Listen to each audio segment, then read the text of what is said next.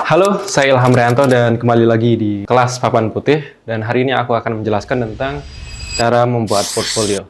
Jadi sudah aku tulis apa yang ingin aku sampaikan nanti selama sepanjang video ini, yaitu apa yang harus dimasukkan ke dalam portfolio kalian.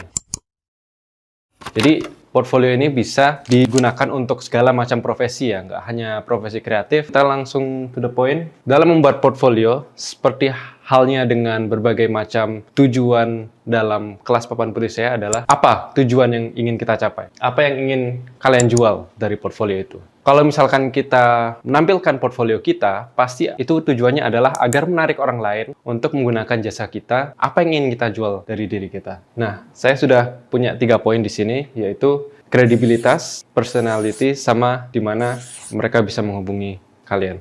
Kita langsung ke poin pertama.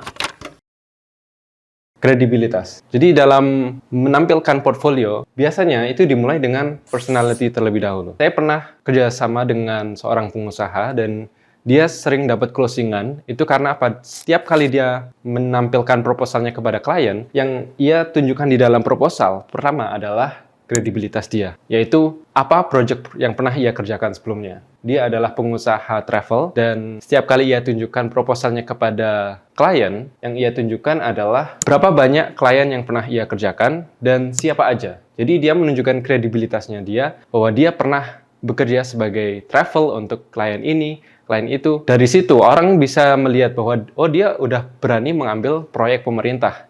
Berarti itu menunjukkan kredibilitas bahwa travel ini bisa dipercaya. Di dalam kredibilitas ini, kalau misalkan kita ingin jual diri kita sebagai penyedia jasa, maka yang harus kita tunjukkan adalah keterampilan kita dan kemampuan kita. Nah, keterampilan kita, kalau misalkan saya sendiri, saya adalah content creator, videographer, bisa fotografi juga, bisa desain grafis juga, terus juga bisa berbagai macam hal sebagai bentuk keterampilan yang saya miliki. Di samping itu, dari keterampilan, kita menunjukkan kemampuan kita dalam keterampilan yang kita miliki.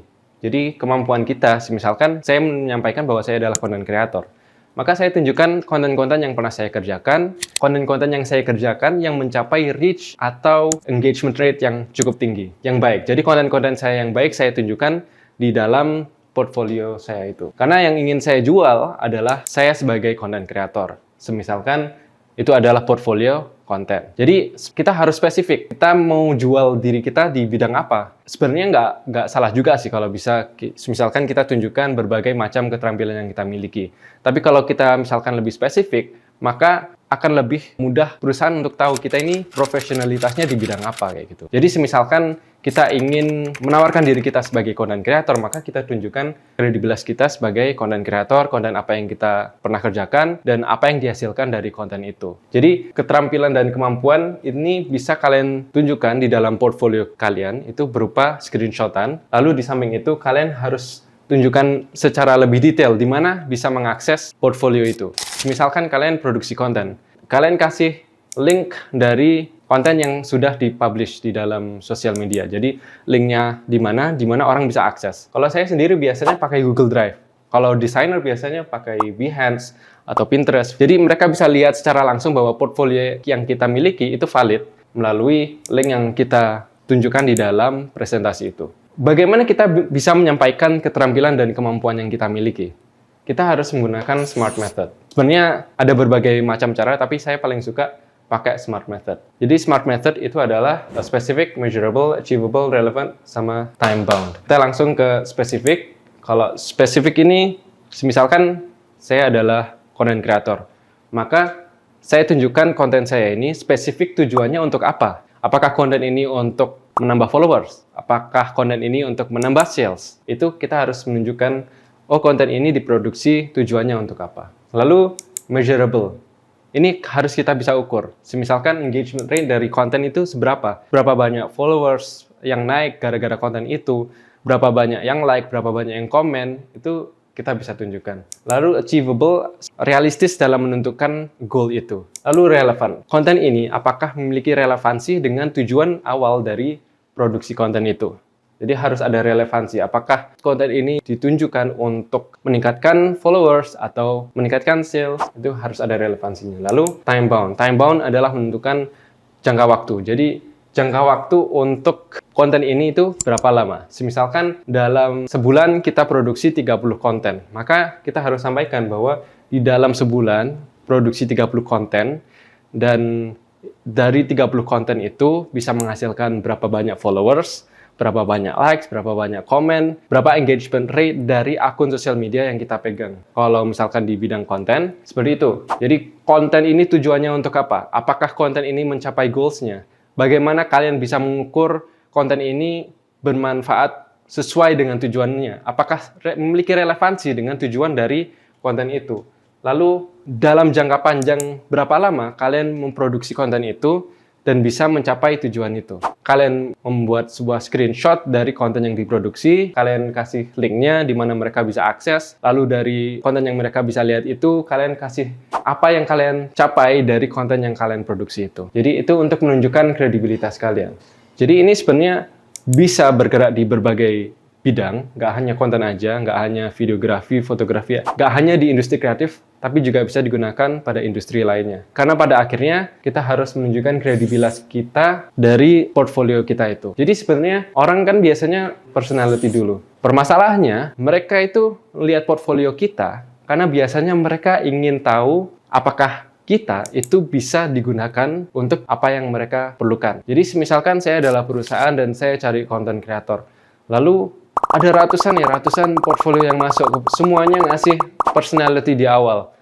Akhirnya kayak wasting time gitu loh, karena semua orang pasti punya personality yang bagus, pasti ditunjukkan bagus-bagusnya doang. Tapi kalau misalkan kita langsung tunjukkan portfolio kita langsung tunjukkan kredibilitas yang kita miliki, maka akan lebih bisa menarik orang setelah mereka buka portfolio kita itu. Jadi kita langsung tunjukkan, oh ini loh karyaku. Lalu setelah kita tunjukkan kredibilitas, baru masuk ke personality.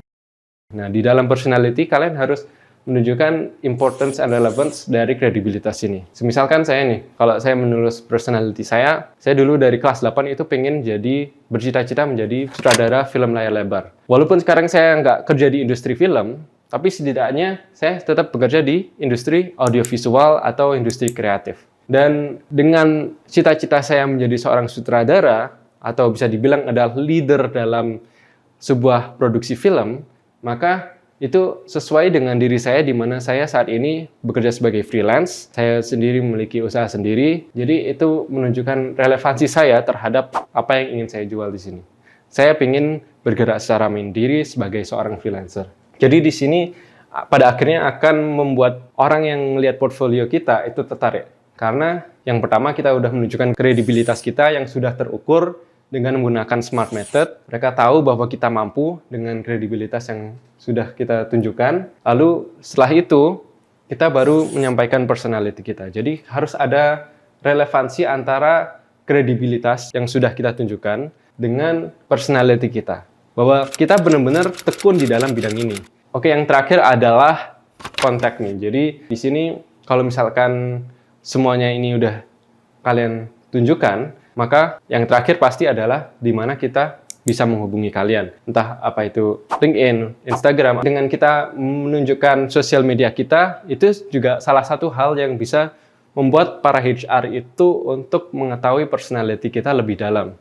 Walaupun ada yang berkata bahwa hindarkan sosial media kita dari pekerjaan kita. Kalau menurut saya itu hal yang mustahil, karena di dalam generasi ini, apalagi kita para Gen Z, itu pasti semua menggunakan sosial media. Pasti menggunakan Instagram, pasti menggunakan sosial media untuk menunjukkan siapa diri kita. Jadi setelah kalian tunjukkan Instagram sama LinkedIn kalian, maka mereka akan bisa tahu personality kalian, bahwa apa yang kalian sampaikan di dalam poin kedua ini benar. Oh iya, memang dia ini anaknya sama seperti yang ia sampaikan, memiliki relevansi yang sama, yang mana itu juga akan mendukung kredibilitas itu. Jadi bisa jadi kalau misalkan kalian sudah mulai personal branding di dalam sosial media kalian, itu akan mendukung 2 poin di atas. Kalau misalkan kalian sudah aktif bikin konten untuk personal branding di Instagram, maka personality yang sudah kalian sampaikan itu akan mendukung di dalam sosial media kalian, lalu juga akan didukung di dalam kredibilitas kalian, karena kalian dengan melakukan personal branding itu menunjukkan bahwa kalian ingin menunjukkan kredibilitas kalian di bidang itu. Nah, jadi ini 3 poin penting dalam membuat portfolio. Sebenarnya ada berbagai macam cara untuk membuat portfolio, tapi ini yang sering saya tunjukkan kepada klien. Lebih tepatnya lebih ke proposal sih. Karena kalau aku sendiri sudah bukan lagi di tahap untuk mencari pekerjaan, tapi lebih tepatnya mencari klien. Dan menurut saya sudut pandangnya sama dalam seorang HR mencari orang untuk di-hire, sama halnya dengan saya mencari orang untuk mau meng-hire expertise saya sebagai seorang freelancer atau sebagai pengusaha. Jadi saya selalu menunjukkan kredibilitas saya selalu menyampaikan di awal, ini karyaku, ini karena aku juga produksi konten di Instagram, langsung saya tunjukkan Instagram saya bahwa saya sering produksi konten. Setelah itu kita berkenalan lebih dekat, saya menunjukkan personality saya seperti apa, kemampuan saya seperti apa. Di samping kredibilitas itu, saya mencoba untuk merayu mereka karena saya sendiri mencari klien. Ya bagaimanapun juga, dengan bahasa-bahasa sales yang saya pelajari juga, saya menggunakan itu, masukkan ke dalam personality saya untuk menarik klien, lalu di mana mereka bisa menghubungi saya. Jadi ini 3 tahap dalam menjual diri. Dan kalian ingin bisa di-hire oleh perusahaan. Oke, jadi itu aja dari kelas Papan Putih kali ini. Semoga bisa bermanfaat dan bisa digunakan untuk berbagai macam portfolio yang ingin kalian bikin.